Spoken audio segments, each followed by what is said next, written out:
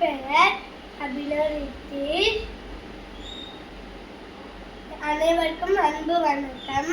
நான் கீபோர்டில் சரிகமா கணனிசை வாசிக்கப் போகிறேன். எல்லாருக்கும் மகிழ்ச்சியோட இருக்கிறதுக்கு வாழ்த்துக்கள்.